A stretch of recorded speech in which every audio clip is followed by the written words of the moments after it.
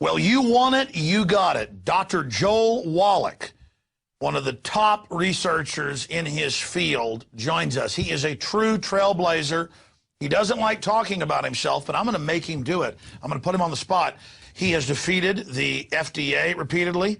I've had other researchers and news people on, and they've said, you didn't know Wallach's the guy that helped sue and get law put in place to defend the right to buy vitamins, minerals, and things? I mean, I knew about that famous ruling and that act, but I didn't know that Wallach was involved. Went and looked it up, sure enough. I didn't know all this about Wallach. I worked for a large animal vet several summers and then part of a year. I also worked for a small animal vet before that. And so I knew all about that. When winter's coming, they'd say, put them on these minerals. Okay, they're starting to calve, put them on these. You'll get birth defects. You'll get miscarriages. So for me, that was really common sense. But he is a veterinarian. He's also a doctor for humans as well. And I already went over his bio on the radio today. But I wanted to get him back on and talk about the victories he's had, because we talk about victories with this big government takeover of healthcare defeat. And also then how he made the discovery and accelerated the knowledge that was there on minerals, about what plants need a couple, we need 60, and then what the 90 for life is, why you need those trace elements that some would say are poisonous, and how that to be properly delivered. We're going to go over all that with him today and talk about his plan that he's written about for years to defeat the socialist healthcare if they got it in place. In fact, a few times ago I had him on, he said, I think they're going to rule in favor of it. We need to talk about defeating it, but I moved on. So we're going to talk about all those subjects. By the way, when you look at him, and if you see him in videos on stage, it's even more pronounced. He looks like somebody who's healthy, who's 60, 65, maybe tops. Dr. Wallach is 73 years old. And of course, muscular dystrophy is another one. And here's a case, and I actually had this confirmed 2 days ago. My theory was that we've been sending Jerry Lewis for 2 years emails and hard copy of the kids we're curing of muscular dystrophy. And last year, Jerry Lewis was not the host on the telethon for the first time in 22 years. Nobody said anything. It's just, Jerry's not here, that's it. He was literally sent on a cruise so nobody could ask him anything. And they say, oh, he's sick. Well, no, even on a deathbed, he'd be saying, take care of Jerry's kids, right? And it turns out that they fired him because he brought all my data to the medical committee, and they said, hey, Jerry, this is just months before the telethon, and we won't make any money if people realize there's a cure, so you're fired. They fired Jerry Lewis because he brought the medical committee my data, and they just made a clean sweep. They fired everybody in the Muscular Dystrophy Foundation who is loyal to Jerry Lewis just in the last couple of months.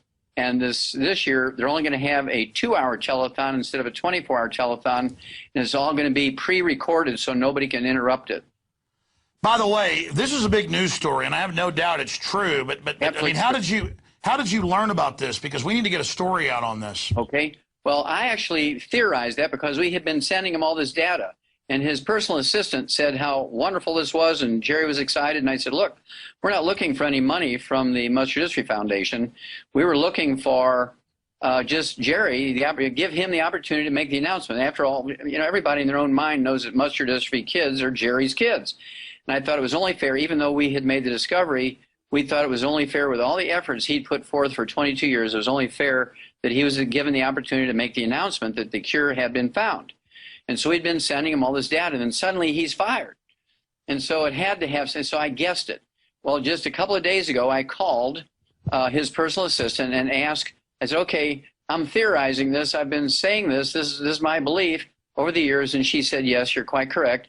And she was the one who volunteered that the Muscular Dystrophy Foundation had fired all of his supporters of the Muscular Dystrophy Foundation.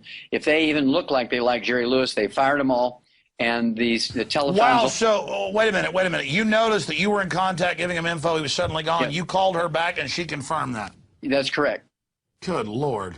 Yeah, so I've talked to her many times. I've probably talked to her a dozen times over the last year, again saying, look, we're not looking for any money from the Muscular Dystrophy Foundation. We just wanted to give Jerry the opportunity because we're going to have a huge announcement coming out here in a couple of months. Cystic fibrosis announcements are coming out as we speak very quickly in the next couple of days. We know the cause prevention cure. We've actually known it for 35 years, but I'm starting to get the reversal of the genetic markers. So there's no doubt about it. And these are independent hospitals on hospital letterhead. They're freaking out because they couldn't believe it was possible, and they retested it, and the retests were better than the original test. And so they're very excited about this. That's for cystic fibrosis. Now, muscular dystrophy is the same thing. And even kids who've been in wheelchairs for 20 years, they get up and walk. Kids who have had it for 2 or 3 or 4 years, who can't stand up longer than a minute or two, they fall down, are now playing basketball, and they'll knock you down to make a point. But that's just like scurvy. I was even reading in mainline literature that a lot of times the hospitals won't test for nutritional deficiencies. Your teeth are falling out, your skin's falling apart. They don't ask, hey, you're drinking nothing but Coca-Colas and eating Doritos all day or eating Cheetos. You're starving to death. It's not, explain empty calories versus nutrients.